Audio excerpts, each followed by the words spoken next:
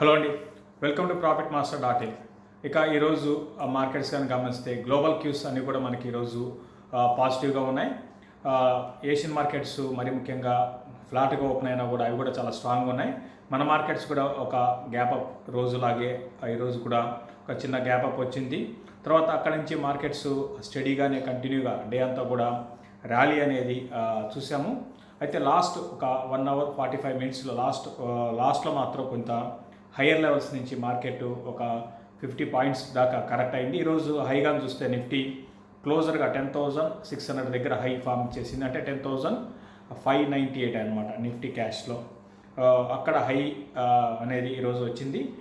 తర్వాత అక్కడి నుంచి కరెక్ట్ అయ్యి 50 పాయింట్స్ దాకా కరెక్ట్ అయింది. మరి ముఖ్యంగా లాస్ట్ లెగ్లో అంటే లాస్ట్ 1 అవర్లో మార్కెట్ కరెక్ట్ కావడానికి ప్రధానంగా బ్యాంక్స్ అని చెప్పొచ్చు. దాదాపు అన్ని బ్యాంక్స్ కూడా హై నుంచి కరెక్ట్ అయినాయి. బ్యాంక్ నిఫ్టీ పాజిటివ్లో ఉన్న బ్యాంక్ నిఫ్టీ కాస్త ఫ్లాట్గా మైనస్లో క్లోజ్ అయింది. దాని కారణంగా నిఫ్టీ అనేది హై నుంచి కరెక్ట్ అయింది. అంటే ఓవరాల్గా చూస్తే నిఫ్టీ 121 పాయింట్స్ పాజిటివ్గా క్లోజ్ అయింది. మరోవైపు బ్యాంక్ నిఫ్టీ కానీ చూస్తే 21,953 నిన్నటి లెవెల్స్ దగ్గరే ఫ్లాట్గా కొంచెం మైనస్లో క్లోజ్ కావడం చూసాము. ఈరోజు బ్యాంక్ నిఫ్టీ కానీ చూస్తే 22,344 బ్యాంక్ నిఫ్టీ హై అనమాట. అక్కడ నుంచి బ్యాంక్ నిఫ్టీ కరెక్ట్ అయింది. లోగా చూసుకుంటే 21,890 బ్యాంక్ నిఫ్టీ లో. ఇక ఓవరాల్గా మార్కెట్స్లో కానీ గమనిస్తే మనకి ఈరోజు నిన్న మనం ఆటోమొబైల్ సేల్స్ గురించి మాట్లాడుకున్నాం. సో దానికి తగ్గట్టుగా ఈరోజు ఆ స్టాక్స్ రియాక్ట్ అయ్యాయి అనమాట. ఫర్ ఎగ్జాంపుల్ M&M ఒకటి అటు అంటే M&Mలో మనం చూసాము, అటు ట్రాక్టర్స్ పరంగా మంచి గ్రోత్ అనేది ఉంది. అయితే మిగతా వాటిలో మాత్రం కొంచెం సేల్స్ వీక్గా ఉన్నాయి. అయినా ఆ M&M స్టాక్ ఈరోజు 530 రూపీస్ 6% దాకా గెయిన్స్లో వచ్చింది. అదేవిధంగా నిన్న మంచి సేల్స్ని అనౌన్స్ చేసిన హీరో మోటార్ కార్పొరేషన్ మంచి సేల్స్ అని 26% తగ్గింది. అయినా కూడా ఇటువంటి సిచ్యువేషన్లో 26% తగ్గడం అనేది ఎక్స్పెక్ట్ చేశారు. మామూలుగా అందరూ ఎక్స్పెక్ట్ చేసింది 30-35% తగ్గొచ్చు అనుకున్నారు. బట్ 26% తగ్గింది. హీరో మోటార్ కార్పొరేషన్ రీసెంట్గా బాగా పెరిగిన స్టాకు. అయినా కూడా ఈ స్టాక్ మళ్ళీ ఈరోజు ఇంకొక 4.8% పెరిగింది. తర్వాత టైటాన్ ఒకటి ఈరోజు ఒక 4% గెయిన్స్లో ఉంది. లాస్ట్ కొన్ని రోజులుగా టైటాన్లో మనకి ఒక ప్రాఫిట్ బుకింగ్ హయ్యర్ లెవెల్స్లో సస్టైన్ కాలేకపోతుంది. బట్ ఈరోజు ఒక 4% టైటాన్లో మనకి గెయిన్స్ రావడం చూసాము. ఇక వీక్ అయిన స్టాక్స్లో కానీ చూసుకుంటే HPCL ఒకటి 3%. తర్వాత బ్యాంకింగ్ స్టాక్స్లో axis bank right from the beginning నుంచి కూడా మనకి వీక్నెస్ అనేది ఉంది. రీసెంట్గా కొంచెం ఇది లో నుంచి రికవర్ అయింది. బట్ 440 ఆ లెవెల్స్కి రావడము కరెక్ట్ కావడం చూస్తున్నాము. ఈరోజు 2.3% యాక్సిస్ బ్యాంక్లో వీక్నెస్ అనేది కనపడింది. ఇక ఓవరాల్గా టాప్ F&Oలో కానీ చూస్తే F&O స్పేస్లో మంచి టాప్ గెయినర్ అంటే మదర్సన్ సుమి అండి. రీసెంట్గా ఇది 100 బిలో వచ్చింది. క్లోజర్గా 95-96 ఆ లెవెల్లో కొంచెం కన్సాలేషన్ అయిన తర్వాత మళ్ళీ ఒక అప్ట్రెండ్లోకి వచ్చింది స్టాకు. ప్రస్తుతానికి 104 దగ్గర అంటే 7.5% ఈ స్టాకు గెయిన్స్లో వచ్చింది. గెయిన్స్లో ఉంది. తర్వాత ఈక్విటాస్ కూడా ఈరోజు 7% 53 రూపీస్ గెయిన్స్లో ఉంది. ఇక టాప్ లూజర్గా చూసుకుంటే ఈరోజు దివి ల్యాబ్స్ అంటే ఇది -2% దాకా ఈ స్టాకు వీక్ అయింది. ఇక ఓవరాల్గా మార్కెట్ బ్రెత్గా చూసుకుంటే అంటే మార్కెట్స్లో NSEలో అడ్వాన్సెస్ కానీ చూస్తే 837 స్టాక్స్ అడ్వాన్సెస్ ఉన్నాయి. మరోవైపు డిక్లైన్స్ కానీ చూసుకుంటే 522 స్టాక్స్ ఈరోజు డిక్లైన్స్గా ఉన్నాయన్నమాట. ఓవరాల్గా ఓకే, ఇటువంటి మార్కెట్స్లో ఈ రీసెంట్ హైస్లో ఇటువంటి అడ్వాన్సెస్ డిక్లైన్స్ అనేది రేషియో అనేది ఓకే కైండ్ ఆఫ్ రేషియో అనమాట. ఇక ఫ్యూచర్స్లో F&Oలో కానీ గమనిస్తే మనకి లాంగ్ బిల్డ్ అయిన స్టాక్స్లో HCL technologies, Cipla, Cadila, Motherson సుమి, టాటా స్టీల్, ఇన్ఫోసిస్ లాంటి స్టాక్స్లో మనకి లాంగ్స్ అనేది బిల్డ్ అవుతున్నాయి. అంటే పడుతున్నప్పుడల్లా కూడా కొనేవాళ్ళు ఇంట్రెస్ట్ చూపిస్తున్నారు ఫ్యూచర్స్లో.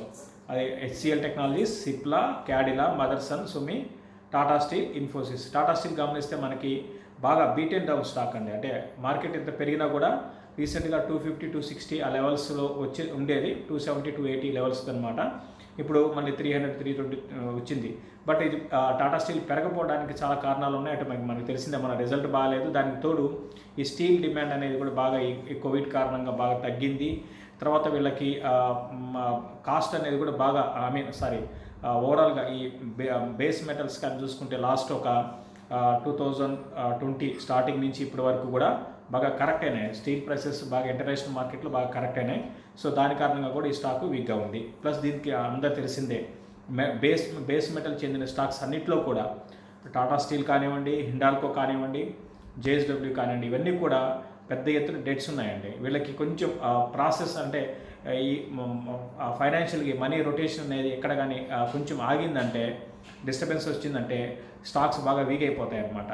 సో మనం చూస్తున్నాం రీసెంట్గా ఈ స్టాక్స్ అన్నీ కూడా పెద్దగా పెరగటలేదు. కొంచెం పెరిగింది అంటే జేఎస్డబ్ల్యూ స్టీల్ 160 నుంచి 180, 200 దాకా వచ్చింది. ఓకే, ఎనీవే ఈ స్టాక్స్ అన్నీ కూడా ఏంటంటే బేస్ మెటల్స్ అనేవి బాగా భారీగా పెరిగిపోయే స్టాక్స్ అయితే కాదండి. బాగా కరెక్ట్ అయినప్పుడు కొనుక్కొని మళ్ళీ కొంచెం ఒక 20-30% ర్యాలీస్ వస్తే అమ్ముకునే స్టాక్స్ అనమాట. ఇవి బేస్ మెటల్స్ గురించి. ఇక లాంగ్ అండ్ వైండింగ్ స్టాక్స్ కానీ గమనిస్తే మనకి యాక్సిస్ బ్యాంక్ ఒకటి, Britannia, Canara bank, HDFC life, ICICI bank, వీటిలో లాంగ్ అండ్ వైండింగ్ అంటే ప్రాఫిట్ బుకింగ్. ఇంతకుముందు ఎవరైనా ఫ్యూచర్స్లో బై చేస్తుంటే వాళ్ళు ప్రాఫిట్ బుక్ చేసుకున్నారు. ఇటువంటి స్టాక్స్ ఇంకా చాలా ఉంటాయి, నేను కొన్ని మనకి ఇంపార్టెంట్వే చెప్తున్నాను అనమాట. తర్వాత షార్ట్ కవరింగ్ అని చూసుకుంటే అమర్ రాజా బ్యాటరీస్ అంటే రీసెంట్గా బాగా పెరిగిందండి స్టాకు. ఇంకా ఈరోజు కూడా షార్ట్ కవరింగ్ అనేది దీంట్లో వచ్చింది.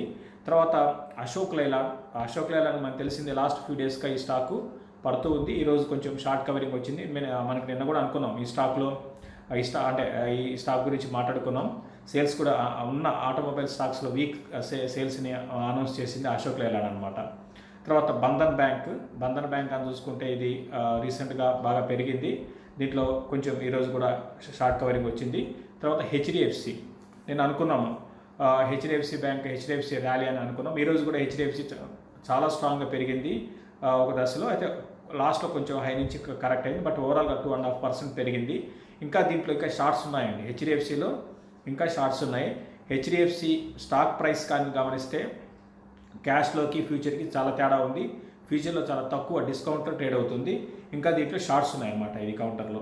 తర్వాత ఇండియా బుల్స్ హౌసింగ్లో కూడా షార్ట్ కవరింగ్ అనేది కనపడింది. ఇక షార్ట్ బిల్డ్ అయిన స్టాక్స్లో కానీ చూసుకుంటే బజాజ్ ఫైనాన్స్, బాటా ఇండియా, దివి ల్యాబ్స్, లుపిన్, వేదాంత, యూపీఎల్ లాంటి స్టాక్స్లో షార్ట్స్ బిల్డ్ అయినాయి. అంటే ఈ స్టాక్స్ ఫర్దర్గా అంటే బెట్టింగ్ చేశారు, ఫర్దర్గా పడవచ్చు, షార్ట్ సెల్ చేశారు. ఇది F&O అనమాట. అయితే ఇక్కడ గమనించాల్సిందంటే ఈరోజు అని కాదు, లాస్ట్ 2 to 3 డేస్గా గమనిస్తే చాలా స్టాక్స్లో షార్ట్ కవరింగ్ అనేది కనపడిందండి. F&O పరంగా చెప్తున్నాను. అంటే short covering in the sense వాళ్ళు షార్ట్స్ కవర్ చేసుకున్నారు. లైక్ హెచ్డిఎఫ్సి బ్యాంకు ప్రీమియం అనేది ఒక 10 రూపీస్ 15 రూపీస్ ఉండేది 3 డేస్ బ్యాక్. ఈరోజు హెచ్డిఎఫ్సి క్యాష్లో ఫ్యూచర్లో దగ్గర ఒకే రేటుకి వచ్చింది. తర్వాత రిలయన్స్లో మనం స్టార్టింగ్లో అనుకున్నాం 4 రూపీస్ 5 రూపీస్ డిస్కౌంట్లో ఉంది రిలయన్స్ ప్రైస్. మళ్ళీ ఇప్పుడు కానీ చూసుకుంటే రిలయన్స్ ఫ్యూచర్, క్యాష్ రెండు కూడా దాదాపు ఈక్వల్ అయినా ఇంకా ప్రీమియం ఉందన్నమాట. రిలయన్స్లో ప్రీమియం ఉంది, అంటే ఎక్కువగా ఫ్యూచర్స్లో బై చేస్తున్నారు. క్యాష్ కన్నా ఫ్యూచర్లో ఎక్కువనే. దాదాపు అన్ని స్టాక్స్లో కూడా ఎక్కువగా మనకి షార్ట్స్ అనేది కవర్ అయిపోయినాయి. అయితే హెచ్డిఎఫ్సిలో మాత్రమే ఇంకా షార్ట్స్ అనేది ఉన్నాయన్నమాట. అది గమనించాలి. ఇవన్నీ ఎందుకు చెప్తుంటే దాన్ని బట్టి మనకి నెక్స్ట్ మూవ్ ఉంటుంది. ఫర్ ఎగ్జాంపుల్ ఈరోజు చూసాము హెచ్డిఎఫ్సి బ్యాంక్ నిన్న మన చాలా స్ట్రాంగ్ ఉంది, బట్ ఈరోజు హై నుంచి కరెక్ట్ అయింది. బాగా షార్ట్స్ అన్ని కవర్ అయిపోయినాక ఫ్రెష్ బయింగ్ వస్తే తప్ప నెక్స్ట్ క్యాష్లో ఈ స్టాక్ ఫర్దర్గా పెరగదనమాట. అది గమనించాలి. ఇది F&Oలో. ఇక ఓవరాల్గా F&O బేస్ చేసుకొని ట్రెండ్ కానీ గమనిస్తే అటు టెక్నికల్గా F&O పరంగా గ్లోబల్ క్యూస్ పరంగా చూసుకుంటే మళ్ళీ మనకి ఈ మధ్యకాలపు హైస్లో నిఫ్టీ క్లోజ్ అయింది. గతంలో ఇక్కడ నుంచి నిఫ్టీ కరెక్ట్ అయింది. కాబట్టి ఫర్దర్గా ర్యాలీ అనేది అంటే ఊరికే లెవెల్ అనేది మనం అనుకుంటాము, బట్ ఏదేమైనప్పుడు కూడా మార్కెట్స్ స్ట్రాంగ్గానే ఉన్నాయి. గ్లోబల్గా ఒక సెల్ ఆఫ్ వస్తే తప్ప మన మార్కెట్లో సెల్లింగ్ అనేది పెద్దగా రాకపోవచ్చు. At the same time stock specific action ఉంటుందండి. ఇక్కడ నుంచి కూడా మనకి నెక్స్ట్ వీక్ నుంచి రిజల్ట్ అనేది స్టార్ట్ అవుతాయి. కాబట్టి స్టాక్ స్పెసిఫిక్ యాక్షన్ ఉంటుంది. దాని తగ్గట్టుగా ట్రేడ్ చేసుకోమని చెప్తాను. ఓవరాల్గా ఇంకా నిఫ్టీ పరంగా చూసుకుంటే 10,800 ఆ లెవెల్స్ సస్టైన్ కాగలిగితే ర్యాలీ గ్లోబల్ క్యూస్ బాగా స్ట్రాంగ్ ఉంటే అంతవరకు వెళ్తుంది. లేదా కన్సాలిడేషన్లో ఉంటుందండి. కన్సాలిడేషన్ అంటే 10,300 నుంచి 10,650 to 800 మధ్యలో కన్సాలిడేషన్. ఇంతకుముందు మనం చూసాం 10,100 ఆ లెవెల్ అనుకున్నాం. 10,000 నుంచి 10,500 మధ్యలో ఉందనుకున్నాం. బట్ ఇప్పుడు రేంజ్ అనేది పెరిగిందనమాట, హైయర్ సైడ్కి వచ్చిందనమాట. డౌన్ సైడ్ చూసుకుంటే 10,300, ఇంకా హైయర్ సైడ్ చూసుకుంటే 10,650 ఒకటి, 800 లెవెల్స్ అనేది హైయర్ సైడ్ ఈ మధ్యలో ఉండవచ్చు. ఇంకా చాలామంది అడుగుతున్న స్టాక్స్ గురించి మాట్లాడుకుందాం. ఒకటి ఆర్బిఎల్ బ్యాంక్ గురించి అడుగుతున్నారండి. ఒకటి బ్యాంకింగ్ స్టాక్స్లో నేను గతంలో కూడా చాలా సందర్భాలు చెప్పాము. ఆ, దాదాపు సెక్టర్ పరంగా 2-3 క్వార్టర్లు వీక్గా ఉండే 2-3 క్వార్టర్లు వీక్గా ఉండొచ్చు అనుకున్నాము. అంటే ఇప్పుడు ఈ క్వార్టర్ ఒకటి, నెక్స్ట్ క్వార్టర్ ఒకటి వీక్గా ఉండొచ్చు అండి. ఆర్బీఎల్ బ్యాంక్ విషయానికి వస్తే 730 నుంచి కరెక్ట్ అవుతూ వచ్చింది. రీసెంట్గా 100 రూపీస్ నుంచి మార్కెట్ ఎంత పెరిగితే మనకి చాలా లిక్విడిటీ బేస్డ్ ర్యాలీ అండి. ఇంత లిక్విడిటీ వచ్చి పెరిగితే ఈ స్టాకు 120 నుంచి 170, 180 దాకా వచ్చిందండి. నేనైతే ఇన్వెస్ట్మెంట్గా ఇప్పుడు ఇమీడియట్గా ఈ స్టాక్ బాగా భారీగా పెరిగిపోతుందని చెప్పలేనండి. బట్ మార్కెట్లో లిక్విడిటీ ఉంది కాబట్టి స్టాక్ కొంచెం ర్యాలీ రావచ్చు. క్లోజర్గా నేను అనుకోవడం 180 దాటేదంటే 200 ఆ లెవెల్స్ దాకా రావచ్చు. ఇక డౌన్ సైడ్గా మార్కెట్లో కరెక్షన్ స్టార్ట్ అయితే ఫస్ట్ ఈ స్టాక్ పడడానికి రెడీగా ఉంటుందండి, అది గమనించాలి. నేనైతే రికమెండ్ చేయను. ఆల్రెడీ ఎవరన్నా ఉంటే మాత్రం స్లోగా అంటే రీసెంట్గా లోయర్ లెవెల్స్లో కొన్ని ఉంటే వాళ్ళు పెరుగుతున్నప్పుడు ప్రాఫిట్ బుక్ చేసుకోండి. ఆ ట్రైలింగ్ స్టాప్ లాసెస్ పెట్టుకోండి. అంటే స్టాక్ పెరిగే కొద్దీ మీరు కింద ఇప్పుడు సపోజ్ 178 ఉంది, పడుతూ ఉంటే 166 అక్కడ మీరు మైండ్లో స్టాప్ లాస్ పెట్టుకుంటే దాని బిలో వస్తే తీసేయండి. రేపు పొద్దున్న 200 అయింది అనుకోండి స్టాకు, అప్పుడు ట్రైలింగ్ స్టాప్ లాస్ క్లోజర్గా 186 అట్లా పెట్టుకోండి. ఈ విధంగా చేసుకుంటూ పోండి. బట్ ఇటువంటి స్టాక్స్ అయితే నేనైతే సజెస్ట్ చేయనండి, ఇన్వెస్ట్మెంట్కి అయితే సజెస్ట్ చేయను. ఒకవేళ బ్యాంకింగ్ స్పేస్లోనే ఉండాలి అంటే మాత్రం ఉన్న వాటిలో హెచ్డిఎఫ్సి బ్యాంక్ మనం ఉన్న వాటిలో స్ట్రాంగ్ ఉంది. మనం గతంలో కూడా ఇదే బ్యాంక్ని రికమెండ్ చేశాం. మిగతా బ్యాంక్స్ మాత్రం నేనైతే అవాయిడ్ చేయమని చెప్తానండి. ఇక స్పైస్ జెట్ గురించి అడుగుతున్నారు. 52లో కొన్నారట, హోల్డ్ చేయాలా ఏం చేయాలి అని అడుగుతున్నారు. ఒకటండి, ఏవియేషన్ పరంగా మనకు తెలిసిందే ఇప్పుడు ఈ కోవిడ్ కారణంగా బాగా దెబ్బతిన్న సెక్టర్ అంటూ ఉంటే ఫస్ట్ ఏవియేషన్ సెక్టర్ అని చెప్పొచ్చు అండి. ఇవి నాట్ ఓన్లీ ఇండియా అండి, గ్లోబల్గా కూడా అదే మనకి ఉంది. ఇమీడియట్గా అయితే ఎవరు కూడా అంటే రీసెంట్గా మనకు తెలిసిందే లోకల్గా డొమెస్టిక్ ఫ్లైట్స్ని అలౌ చేశారు. బట్ ఇంటర్నేషనల్ పరంగా అంటే స్పైస్ జెట్ ఇంటర్నేషనల్ పరంగా లేదు. అండ్ డొమెస్టిక్ ఫ్లైట్స్ని అలౌ చేసినా కూడా మనకి ట్రావెల్ చేసే వాళ్ళ సంఖ్య బాగా ఇంతకు ముందులాగా లేదండి. ఓన్లీ 40%, 50% ఉంది. అంటే 50% లేదు. సో దానివల్ల ఏంటంటే వీళ్ళకి ఈ లాస్ ఆల్రెడీ ఇవన్నీ కూడా డెట్ ఉన్న కంపెనీస్ అనమాట. సో ఇప్పుడు ఆల్రెడీ వీళ్ళకి లాస్ట్ క్వార్టర్, ఈ క్వార్టర్, నెక్స్ట్ క్వార్టర్ కూడా ఇంకా డెట్ అనేది పెరుగుతూ ఉంటుంది. కాబట్టి పెద్దగా బ్రహ్మాండమైన ర్యాలీస్ అయితే రావు. బట్ స్పైస్ జెట్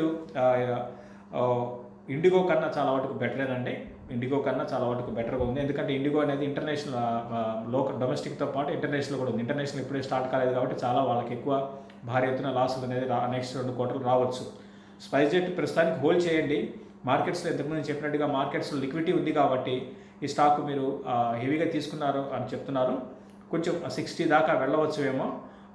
మీరు ఎగ్జిట్ కాండి, ప్రాఫిట్ ఎంతో కొంత తక్కువ ప్రాఫిట్లో ఎగ్జిట్ కాండి. ఎందుకంటే మళ్ళీ మార్కెట్లో కరెక్షన్ స్టార్ట్ అయితే ఇటువంటి వీక్ స్టాక్స్ ఫర్దర్గా వీక్ అయ్యే అవకాశాలు ఉంటాయి. అట్లా కాదు నేను 2-3 ఏళ్ళు హోల్డ్ చేస్తానంటే మీ ఇష్టం, మీకు హోల్డ్ చేసుకోవచ్చు. బట్ ఇమీడియట్గా మాత్రం ఇది క్లోజర్గా 60-62 లెవెల్స్ దాటకపోవచ్చు. 52 పైన సస్టైన్ కాగలిగితే ఆ లెవెల్ దాకా వెళ్ళవచ్చు. ఇంకా డౌన్ సైడ్ కానీ చూసుకుంటే మార్కెట్ కరెక్ట్ అయితే క్లోజర్గా 40 ఆ లెవెల్స్ దాకా రావడానికి అవకాశం ఉంది. ఇది స్పైస్ జెట్ గురించి. తర్వాత ఐఓఎల్ కెమికల్స్ గురించి అడుగుతున్నారు. చాలామంది అడుగుతున్నారంటే ఈ స్టాక్ గురించి. ఇది మనం గతంలో రికమెండ్ చేశాము.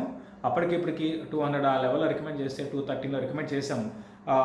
డబల్ అయిపోయింది. తర్వాత అక్కడి నుంచి కూడా ఇంకా పెరిగింది 100% దాకా. అంటే ఇప్పుడు 500 దాకా వెళ్ళింది. ఇప్పుడు 491 ఉంది. అంటే ఫండమెంటల్ పరంగా బాగానే ఉంది. మాథమెటిక్ ఫండమెంటల్స్ ఎక్స్ప్లెయిన్ చేయడం టైం చాలదు కాబట్టి అవి మన రిజల్ట్ కూడా బాగానే ఉన్నాయి. ఇప్పుడు ప్రస్తుతానికి వీళ్ళకి ఏంటంటే వీళ్ళు ఈ ఇబుప్రోఫిన్ కానివ్వండి, పారాసిటమాల్ లాంటివి, ఎస్టోమెథపెయిన్ ఇటువంటి వాటిలో డిమాండ్ బాగుందండి. దాని కారణంగా ఈ స్టాక్లో ఇటువంటి అప్ ట్రెండ్ అనేది ఉంది. వీళ్ళు బల్క్గా తయారు చేస్తుంటారు అనమాట. సో ఏదేమైనప్పుడు కూడా ప్రస్తుతానికి ఈ స్టాక్ అయితే నేనైతే ప్రాఫిట్ బుక్ చేసుకోమని చెప్తాను. ఇంకా ర్యాలీ అయితే ఉండొచ్చండి ఇంక ఈ స్టాక్లో. ఎందుకంటే వాల్యుయేషన్స్ పరంగా పెరుగుతుంటే ఎక్స్పెన్సివ్ ఉంటాయి. బట్ ఇది ఏంటంటే ఇప్పటికీ కూడా పిఈ మనకి 10 బిలో పిఈ ఉంది. అయినా కూడా బాగా పెరిగిన దృష్ట్యా ఒక కరెక్షన్ అనేది ఆల్రెడీ మనకి 500 నుంచి కొంచెం కరెక్ట్ అయింది. నేను కూడా 460 ఆ లెవెల్స్ కూడా రావచ్చు. ఫర్దర్ కూడా వీక్ కావచ్చు. మార్కెట్లో కరెక్ట్ అయితే ఇది కూడా కరెక్ట్ కావచ్చు. బట్ నేనైతే స్లోగా ప్రాఫిట్ బుక్ చేసుకోమని సజెస్ట్ చేస్తాను. ఇంకా చాలామంది వెల్త్ క్రియేటర్ ప్యాకేజ్ గురించి అడుగుతున్నారండి. కొంచెం టైం కావాలని అడుగుతున్నారు. కాబట్టి అంటే పాత రేటుకే వెల్త్ క్రియేటర్ ప్యాకేజ్ ఒక 2 డేస్, ఈరోజు రేపు ఒక 2 డేస్ వరకు టైం ఎక్స్టెండ్ చేయాలనుకుంటున్నాము. దీనికి సంబంధించిన డీటెయిల్స్ అంటే వెల్త్ క్రియేటర్ అంటే ఓన్లీ ఇన్వెస్ట్మెంట్కి సంబంధించిన అడ్వైజరీ అనమాట. ఇన్వెస్ట్మెంట్కి సంబంధించిన స్టాక్స్ మేము ఇస్తుంటాం అనమాట. అది వెల్త్ క్రియేటర్ ప్యాకేజ్ అంటే. సో కింద మనకి మెసేజ్ బాక్స్లో దీనికి సంబంధించిన డీటెయిల్స్ ఉన్నాయి. ఎవరికైనా ఇంట్రెస్ట్ ఉంటే ఈరోజు రేపట్లో పాత రేటుకే ఈ ఆఫర్ ఉంది. కాబట్టి ఇంట్రెస్ట్ ఉన్న వాళ్ళు కింద మెసేజ్ బాక్స్ ఉంటుంది, కాంటాక్ట్ చేయమని చెప్తాను. ఇది క్లోజింగ్ రిపోర్ట్. మళ్ళీ రేపు మార్నింగ్ మార్కెట్లో కలుద్దాం. చూస్తున్న ప్రతి ఒక్కరు కూడా షేర్ చేయండి, లైక్ చేయండి. అదేవిధంగా కొత్తగా ఎవరైనా చూస్తే ప్రాఫిట్ మాస్టర్ యూట్యూబ్ ఛానల్కి సబ్స్క్రైబ్ చేసుకోమని చెప్తాను. థ్యాంక్ యూ అండి.